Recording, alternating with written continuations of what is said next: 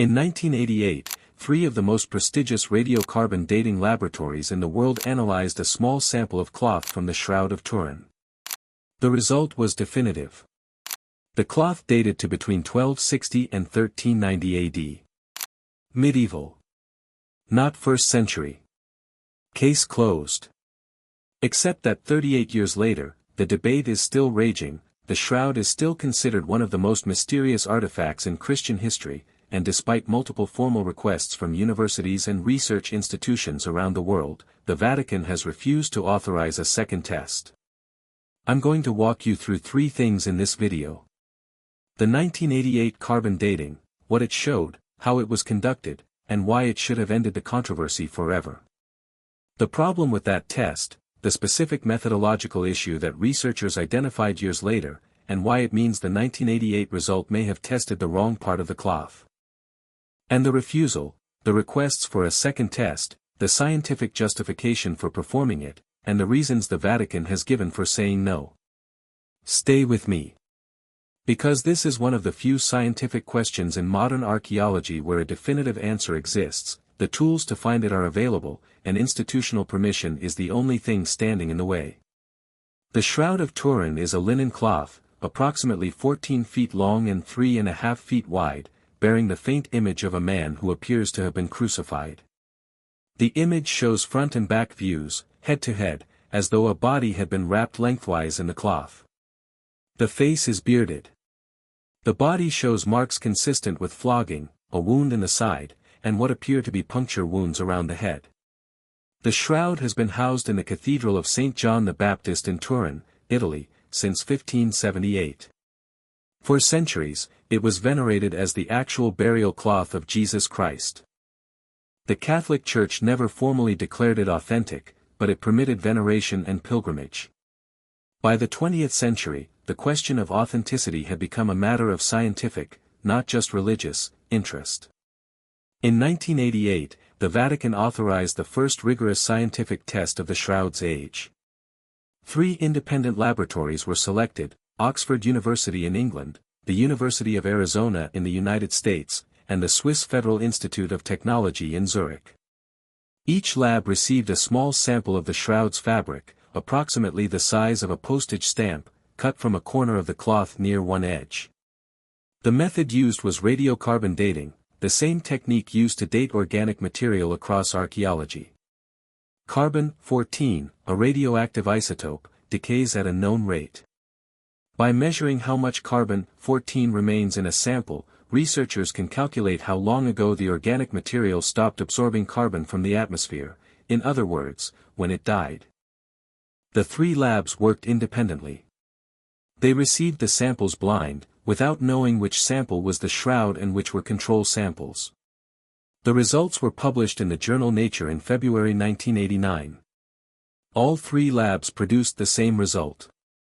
The shroud fabric dated to between 1260 and 1390 AD, with 95% confidence. The conclusion was clear. The shroud was medieval. It could not be the burial cloth of a man who died in the 1st century. The image, whatever it was, had been created sometime in the 13th or 14th century, during the height of medieval relic production in Europe. The Vatican acknowledged the results. The shroud remained on display, but its status shifted from possible authentic relic to confirmed medieval artifact of devotional significance. The test should have ended the debate. Except that over the following decade, researchers who examined the shroud more carefully began to notice something. The 1988 sample had been cut from the corner of the cloth, near the edge, in an area that showed visible differences from the rest of the shroud. The weave pattern was slightly different. The fabric in that corner appeared to have been handled more heavily than the central portions. And chemical analysis of fibers from that corner showed traces of cotton mixed with the linen, whereas the main body of the shroud is pure linen. In 2005, a chemist named Raymond Rogers, who had been part of an earlier shroud research project, published a paper in the peer-reviewed journal Thermochimica Acta. Rogers had access to reserve fibers from the 1988 sample site and from other areas of the shroud. He subjected them to microchemical testing and found that the fibers from the 1988 sample corner were chemically different from fibers taken from the central area of the shroud.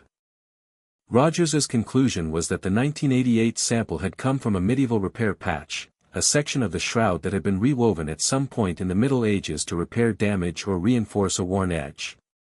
The repair had been done so skillfully that it was invisible to the naked eye, but microchemical analysis revealed it. If Rogers was correct, the 1988 carbon dating had tested a medieval patch, not the original 1st century cloth. Rogers proposed a straightforward solution.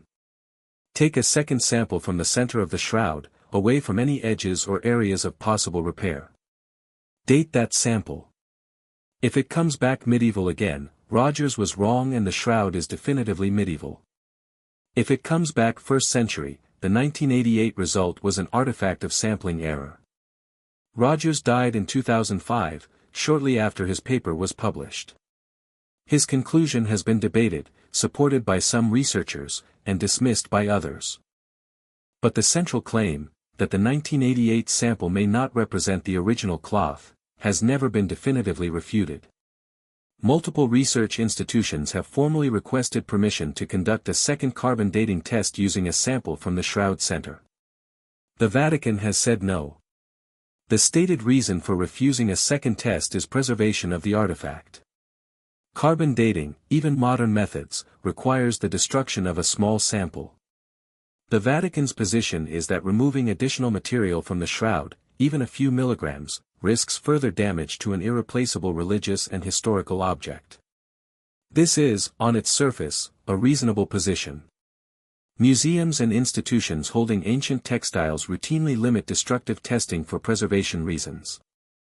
But there are two problems with applying this reasoning to the shroud.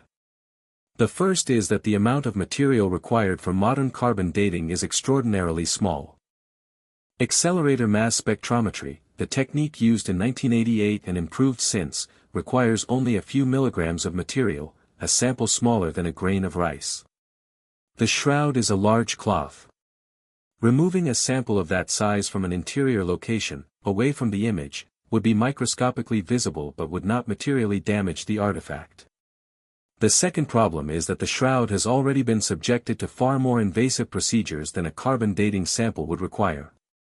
In 2002, the shroud underwent a major restoration in which conservators removed the backing cloth that had been sewn onto the shroud in the 16th century, examined the reverse side of the fabric, and performed extensive photographic documentation. Material was removed. Threads were repositioned. The shroud survived this process without issue. If the Vatican authorized that level of intervention in 2002, the argument that a few milligrams for carbon dating in 2026 is too invasive does not hold up under scrutiny. So I want to ask the question directly. If the Vatican is confident that the 1988 test was correct and the shroud is medieval, what is the harm in conducting a second test that would confirm it? A second medieval result would end the Rogers hypothesis permanently. It would silence the critics. It would settle the matter. If the Vatican is uncertain whether the 1988 test was correct, then the scientific and historical obligation is to resolve that uncertainty. A cloth venerated by millions of people, displayed in a cathedral, and studied by scholars for decades deserves a definitive answer to the most basic question anyone can ask about it: how old is it? The tools exist. The labs are ready. The sample size required is negligible. The only thing preventing a second test is institutional permission. Whatever is inside that cloth, whether medieval ink, 1st century blood, or something else entirely, the refusal to test it a second time is not protecting the artifact. It is protecting the uncertainty. And in science, protecting uncertainty is the one thing you are never supposed to do. The shroud is still in Turin. The 1988 sample site is still visible as a small patch near the corner. And the question of whether that sample represented the original cloth, or a medieval repair, remains unresolved, not because it is unanswerable, but because the institution holding the artifact has decided not to answer it. If this is the kind of suppressed science that interests you, subscribe, because next week I'm going to show you another artifact where a simple test would resolve a century-old controversy, and where the institution controlling it has spent decades refusing to allow that test. The Baghdad Battery. 250 BC. I'll see you there.